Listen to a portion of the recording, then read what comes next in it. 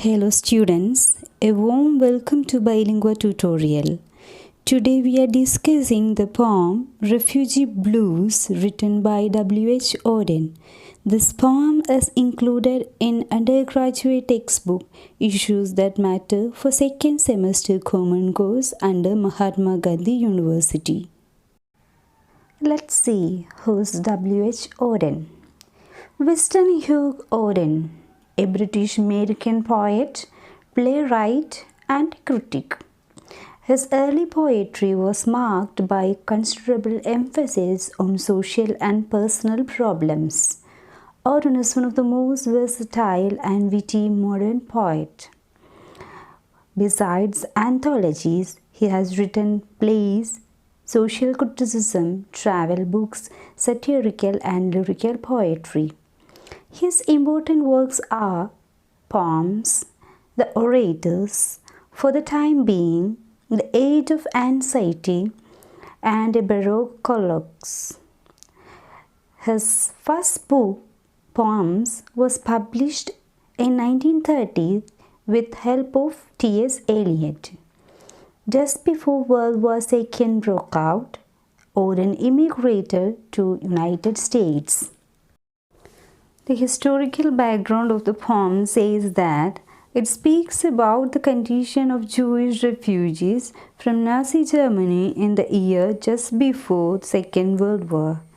And after his rise to power in 1933, Hitler and his Nazi party targeted German Jews, destroying their homes, property, and business, depriving them their civil rights.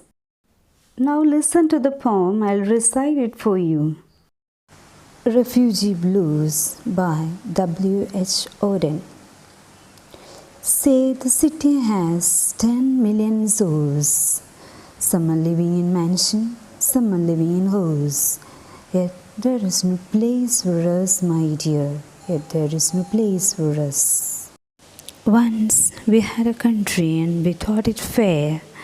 Look in the atlas, you'll find it there. We cannot go there now, my dear. We cannot go there now. In the village churchyard there grows an old yew. Every spring it blossoms anew. Old passports can do that, my dear. Old passports can do that.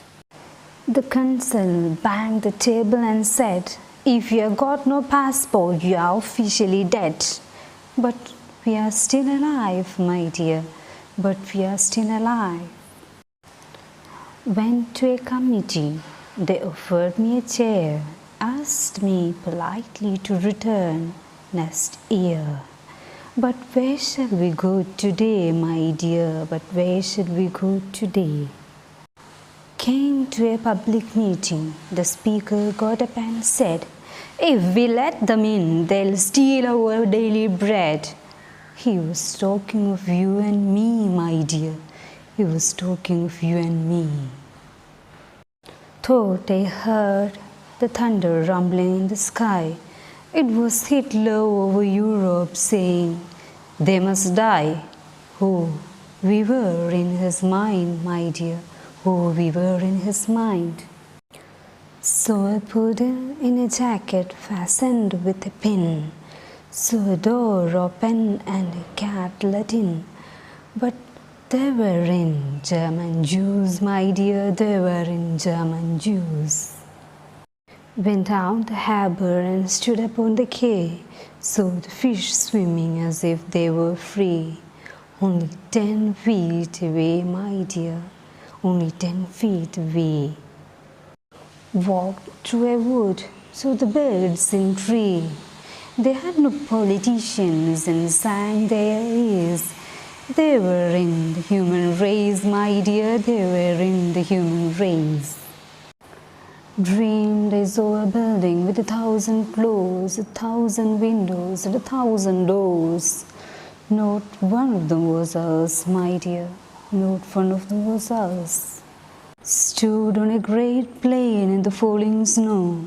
10,000 soldiers marched to and fro, looking for you and me, my dear, looking for you and me. The summary of the poem says that this poem is set in Germany in 1930s when the Jewish people were being persecuted by Nazi regime. The poem begins by introducing a city with 10 million people in it. Some who are very rich have luxury life in a mansion, and some who are very poor or poorer living in holes. But there is not even a hole for the speaker and his companion to whom the speaker speaks. And they have exiled from their own country and can't return. They can see it in a map and can look at the atlas but can't return. Through the image of a tree, the speaker says, the tree can go through nature's cycle and seem dead at certain time of the year, but can be reborn again. It is natural. They should be given a new chance for everything in nature to bloom again. In contrast, the man-made document that once lost can never be recovered. Then the speaker recalls his experience when he goes to 3 places where he can get help. At first, it's to a council. It is presumably an embassy. They treat him badly and violently bangs the table and makes a ridiculous statement. If you have no passport, you are officially dead. Can't he see that speaker in front of him alive, looking at him? The speaker calms and controlled response of "We are still alive" makes the reader side with the speaker in sympathy. Next, he goes to a committee which was no good either.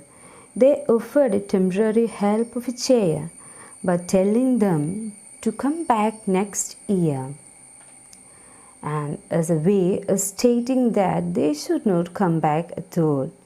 Desperation is creeping into the tone of speaker now. But where shall we go today? They need help now, not next year. Next year is too late. And next, in a public meeting, he heard the natives' worries about letting refugees in their country because they need to share their resources with the refugees. And he expresses the helplessness of refugees through the symbolism, the thunder, and it is Hitler coming to kill all the Jews. It is threatening and deadly. Speaker observes the world and says even animals are treated better than human. They are getting smart clothes and have doors open for them.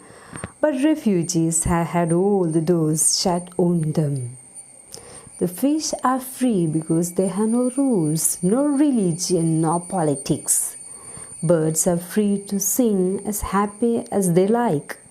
But the hopes and dreams of just having one room in a huge building made up of 1,000 floors is awful. In spite, they are exposed on a great plain in freezing snow. Then 10,000 soldiers came looking for these two. Such an easiest attempt to kill them both. Thank you for watching this video, and there will be 2 more videos on this lesson. If you feel it is useful, please share it with your friends, and if you haven't subscribed yet, please subscribe to get more videos.